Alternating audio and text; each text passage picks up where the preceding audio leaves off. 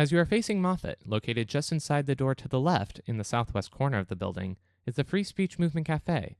The Free Speech Movement, spearheaded by the students in December of 1964, was a defining moment on campus and in history. It solidified the right of students to have a voice on a college campus. The cafe, known on campus as FSM, is open however late the library is open, which can be until 2 a.m. most days. The cafe also acts as an interesting forum that honors the legacy of the free speech movement in the modern day. If you want a snack, a nosh, or a hot drink, feel free to head on in. When you're done, face the building directly the opposite of the entrance of Moffett. This is the side of California Hall. California Hall houses the Office of the Chancellor, the campus's senior executive who sets and guides the vision of the university. The 10th Chancellor of UC Berkeley is Robert Bourgeonneau, who joined our campus in 2004. A world-class physicist, Bourgeonneau has made clear that he intends to widen the gap that separates Berkeley from its collegiate peers while, at the same time, finding ways to make the campus more accessible to students from every walk of life. You'll notice on the side of the building that there are these large wooden doors with no handles on them. Unusual, right? Well, because this is one of our main administrative buildings on campus, students during campus protests would often target the building as a site for a protest. They would chain themselves to the door handles of the double doors in these buildings in order to interrupt normal operations and get attention for their cause. It didn't take long for administrators to figure out no handles, no chains. So you'll notice every administrative building on campus that has a double door entrance will only have one door handle.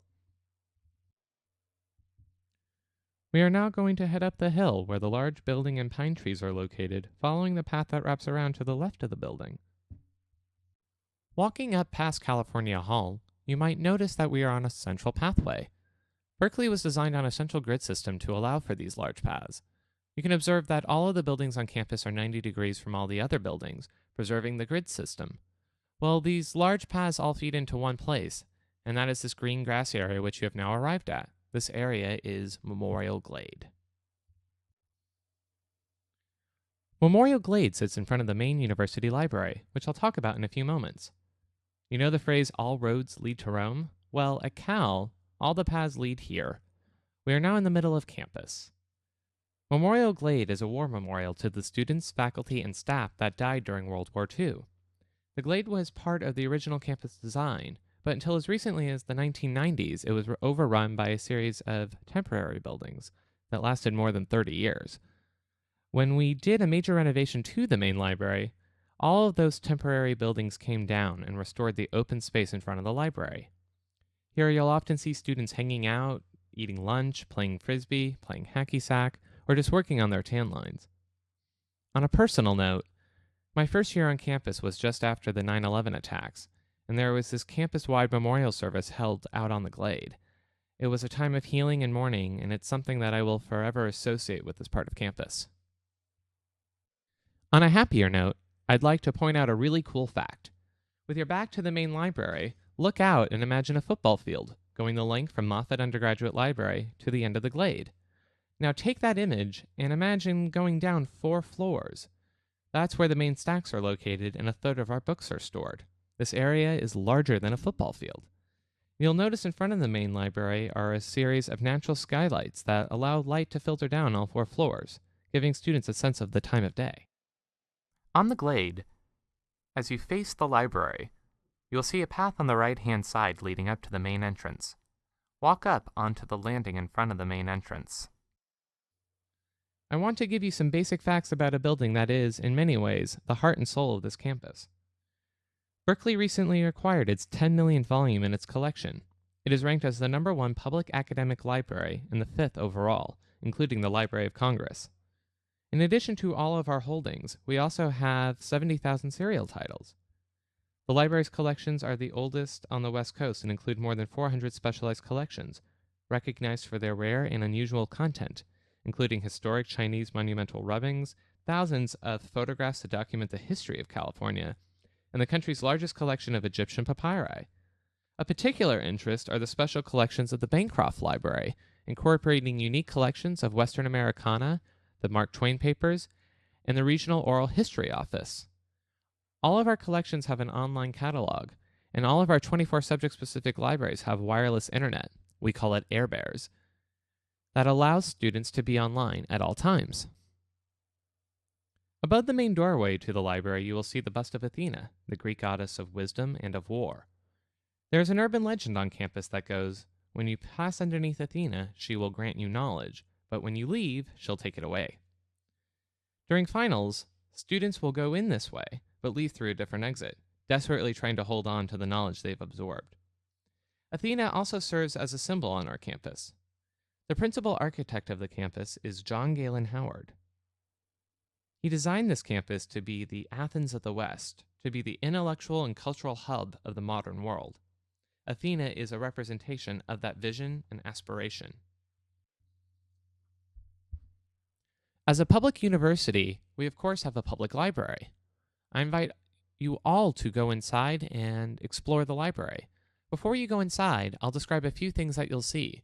You can then pause the tour, go inside and explore, and then come back outside and resume.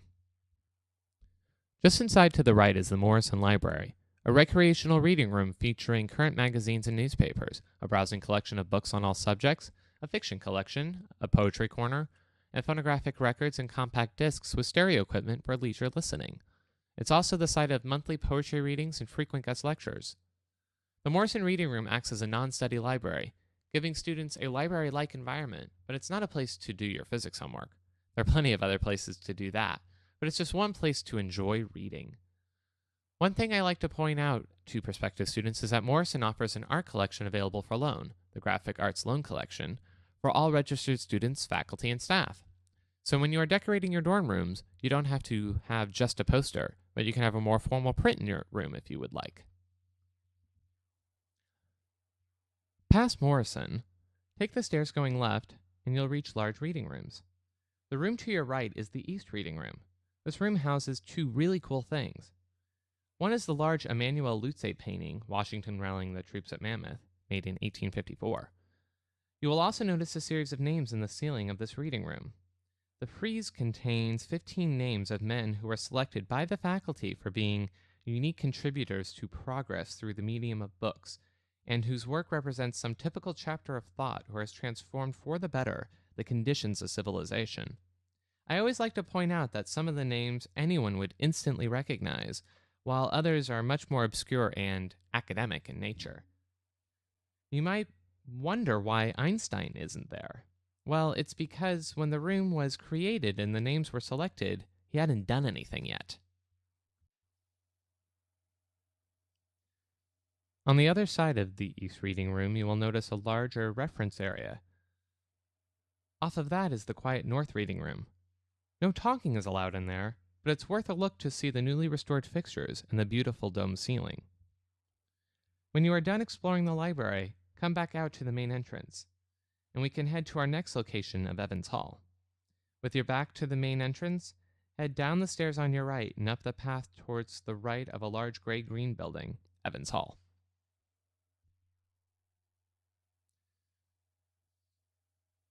As we are walking up to Evans, look to your left across the Glade and you will notice a construction site. This is for the new Chang Lin Tien Center for East Asian Studies. It will provide a central location for the East Asian Studies program and facilities. The Tien Center comprises two buildings, the CV Star East Asian Library and a second structure that will house the Institute of East Asian Studies and the Department of East Asian Languages and Cultures.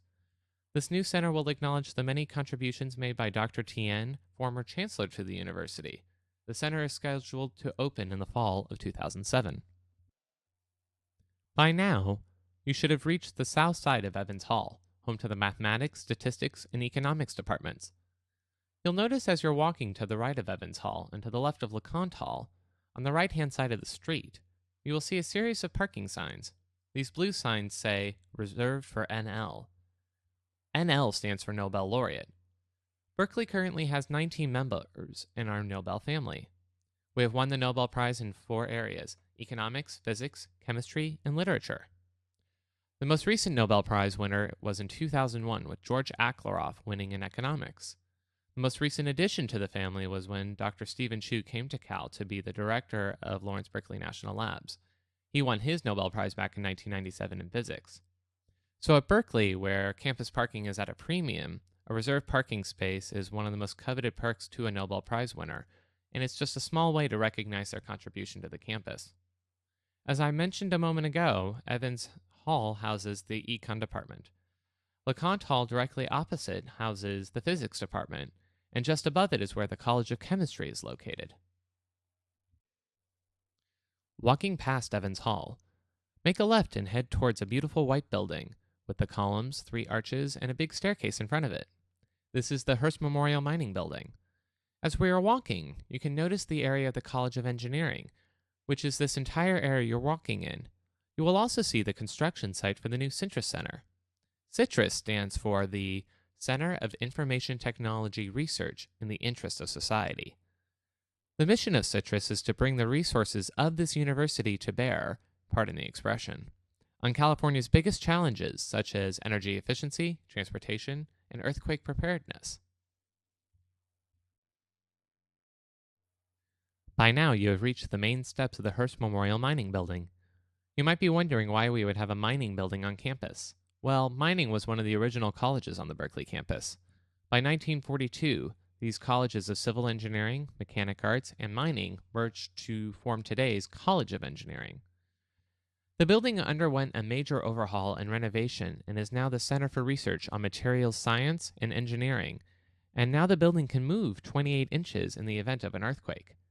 Soon, Hearst will also support a large nanotechnology effort in conjunction with the CITRIS Center. Walk through the front entrance of the 4-story building and you'll find yourself in the Grand Memorial Gallery, where each pane of glass in the central skylight has been restored. Look up and you'll see the arches adorned with Gustavino tiles, an early fireproofing method not commonly found in West Coast architecture. The 1960s vinyl flooring in Memorial Gallery has been removed to reveal the original herringbone-patterned yellow brick. When you are done, come back out and we'll resume the tour. We are going to head back the way we came, down the stairs and to the left of Evans Hall. It is the pathway on the right. The area we are walking through is known as Hearst Memorial Mining Circle, now in the process of being restored to its original glory. The building under construction to your left is Stanley Hall. This is the building with the green roof and white facade. As the cornerstone facility for UC Berkeley's Health Sciences Initiative, Stanley Hall provides a hub for interdisciplinary research and teaching at the intersection of the biological sciences, physical sciences, and engineering. Stanley Hall will house approximately 40 research laboratories, research supports facilities, and administrative offices. The laboratory and lab support space is designed with a flexible layout that can easily respond to multidisciplinary research protocols and evolving needs of modern research. Stanley Hall is scheduled to be open in fall 2006. We are currently standing on the sidewalk opposite Stanley Hall. To your right is the East Gate entrance of campus. Just across the street from the East Gate is the Hearst Greek Theater. This is an outdoor amphitheater which is used for commencement ceremonies, live bands, and the Big Game Bonfire. Incidentally, the Big Game Bonfire is the largest bonfire allowed in the state of California.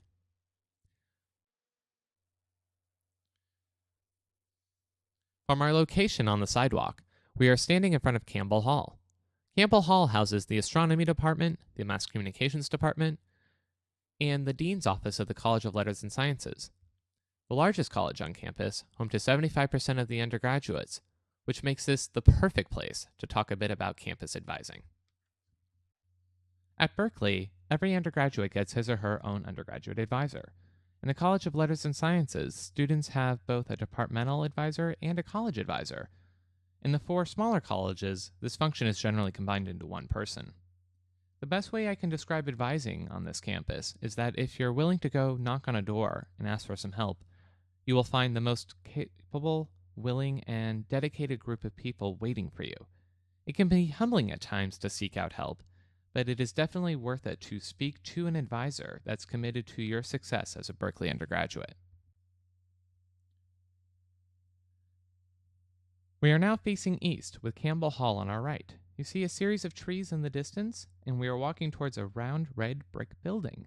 This building is known as Pimentel Hall. As we are walking up east, you will notice that we have now reached the east end of campus.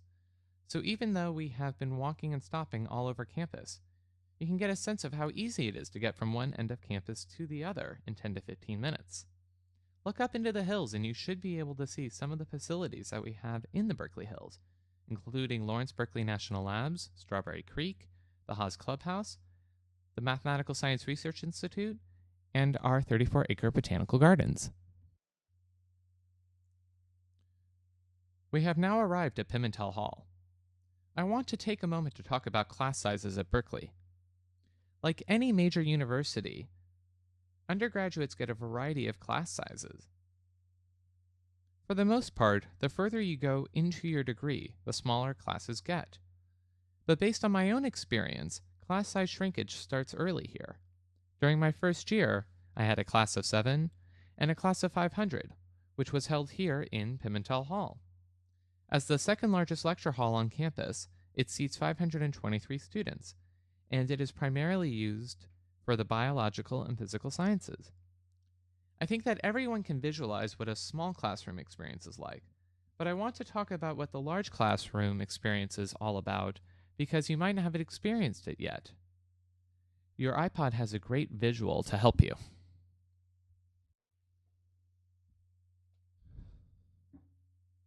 In our large lecture halls, all of our professors wear microphones. This gives students an equal hearing opportunity. The room also has 14 cameras inside that project an image onto a large screen, giving students an equal viewing opportunity. Since many of the lectures are recorded, there is often a digital archive of lectures. Students can go onto the course website and fast forward to a particular point and listen to a selected section they may have missed or misunderstood. It's just one of the ways that Berkeley is using technology to aid and support the learning process. In my experience, it was always better to go to the lecture because you can still ask questions. Pimentel Hall also has a large stage in the front of the class with a demonstration table and blackboards that rotate. The stage is duplicated on 2 other sides so that while one lecture is occurring, another one can be prepared or taken down. There is a 10-minute interval in between classes, and the stage can rotate in between classes. This way, the room can be fully utilized. We're going to turn around now and make a left through the courtyard before you reach Campbell Hall. For every class here at Berkeley that has more than 40 students, we are automatically broken down into what we call discussion sections. A discussion section is led by GSIs, graduate student instructors. They help to create smaller learning spaces where students often find it easier to get questions answered, form study groups, and to go over the material again. Both the professor and the GSIs are required to hold regular office hours. From my own experience, office hours have helped me in a tremendous way, from really learning the material to helping to form unique bonds with my professors. I want to also mention a wonderful program for undergraduate students. This is our freshman-sophomore seminar program, where you have 15 students sitting around a table with a senior faculty member talking about something in his or her particular field of research. It is a great way to have a faculty member know a student's face and name during that critical first semester. It humanizes faculty and makes them much more approachable for the future. At the end of this pathway, make a left and head to the right of the series of buildings and to the left of the trees. You can follow this road and continue to walk as it bends around to your right. When you reach the large stairs with the larger arc, you have arrived at our next destination, which is the Haas School of Business. This area of campus is where the College of Chemistry is located. As we are walking down this pathway, I want to share with you some fun chemistry facts. Berkeley has discovered more elements on the periodic table than any other university. We have also had the honor of having 2 elements named after us and 2 elements named after our faculty members. The 4 elements are berkelium, californium, lawrencium after Professor Ernest Lawrence, and seaborgium after Professor Glenn Seaborg. Interestingly enough, seaborgium was the only element to be named after someone while he was still alive, and was considered to be quite the controversy in the world of chemistry. Glenn Seaborg, former chancellor of the university, redesigned the periodic table into its current format. I happen to think that if we ever get another element named after us, it will be goberzium.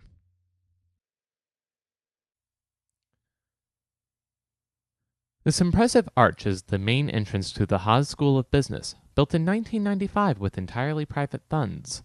Since that time, it has quickly risen to be one of the country's premier business schools, for both undergraduates and MBAs. The name Haas are relatives of the descendants of the Levi Strauss family, as in Levi Jeans. Both families are full of Cal alumni, and is an important benefactor for the campus and the San Francisco Bay Area in general. Interestingly enough, you might notice the Fisher Gate, which comes from the Gap Corporation, so you have both Levi's and Gap on this building. I invite all of you to go up into the Haas Plaza and explore. It's really quite stunning. When you are done, come back down, and we'll restart the tour from here.